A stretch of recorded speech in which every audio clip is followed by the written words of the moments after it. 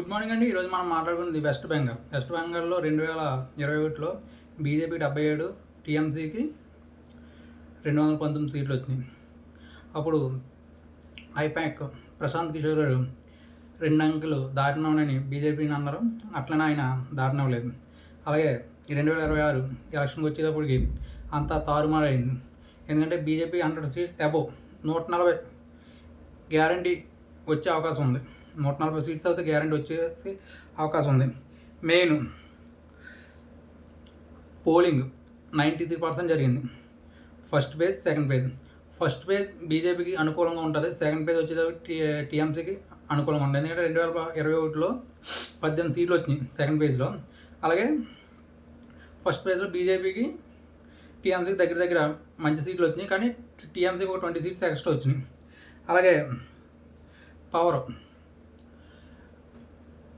అనేది main ఉపయోగించుకున్నారు central government. ఎందుకంటే central ఫోర్స్ని పెట్టి ఇవన్నీ పెట్టి విపరీతంగా సిఆర్పిఎఫ్ని దింపి 2 లక్షల మందిని దింపి ఇవన్నీ దగ్గరుండి ఎలక్షన్ జరిపించారు. ఎందుకంటే అక్కడ మమతా బెనర్జీ గారు 2021లో రిగ్గింగ్ చేశారని, అలాగే నందిగ్రామ్ నుంచి పోటీ చేస్తే అక్కడ ఆమె ఓడిపోయి సువేంద్ర గారు 1500 ఓట్లతో నగ్గారు. తర్వాత మళ్ళీ భవానీపూర్ నుంచి పోటీ చేసి నగ్గిందామె.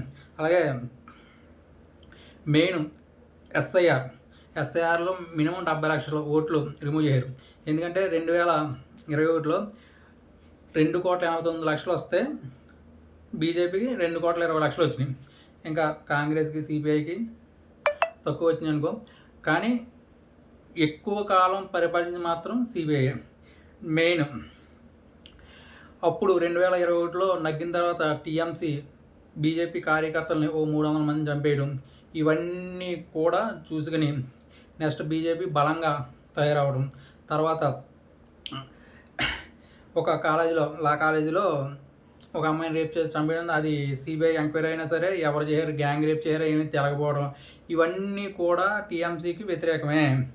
అలాగే సెంట్రల్ గవర్నమెంట్ 2 లక్షల ఫోర్స్ని దింపి మరియు ప్రతి బూత్లోనూ ఆర్మీని పెట్టి, అలా అయినా సరే బీజేపీ ఓటు సింబల్ మీద స్టిక్కర్లు కూడా అంటించి ఈవేళ ఓట్లు వేయించుకున్నారు టీఎంసీ వాళ్ళు. అలాగే పోలీస్ క్యాడర్ కూడా ఎక్కువగా టీఎంసీకే సపోర్ట్ చేసింది. అలాగే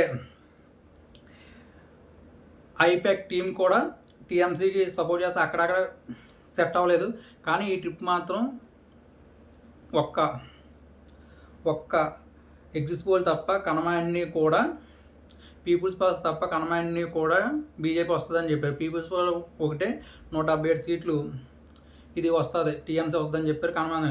అలాగే ఎక్కువ శాతం కూడా బీజేపీ అవకాశం ఉంది. ఎందుకంటే మినిమం 140 నుంచి 150 సీట్లు మాత్రం బీజేపీ మాత్రం ఎట్టి పరిస్థితుల్లో ఫామ్ చేస్తుంది. దాంట్లో ఏ డౌటు లేదు.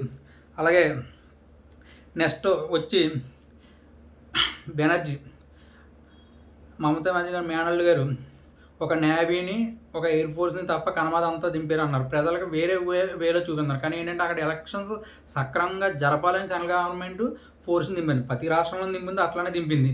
కానీ ఇక్కడ ఎక్కువ, ఎందుకంటే బంగ్లాదేశ్ ఎంపీ కూడా ఉన్నారు. అక్కడ మమతా బెనర్జీ వెళ్ళిపోతే మనకు చాలా కష్టంగా ఉంటుందని చెప్పారంటే ఈ మమతా బెనర్జీ ఎంత సపోర్ట్ చేస్తుంది పక్క దేశానికి అన్నది మనకు చాలా క్లియర్గా. మినిమం 100%, 140 నుంచి 150 సీట్లు మాత్రం బీజేపీ గెలవబోతుంది. దీంట్లో ఏ డౌటు లేదు.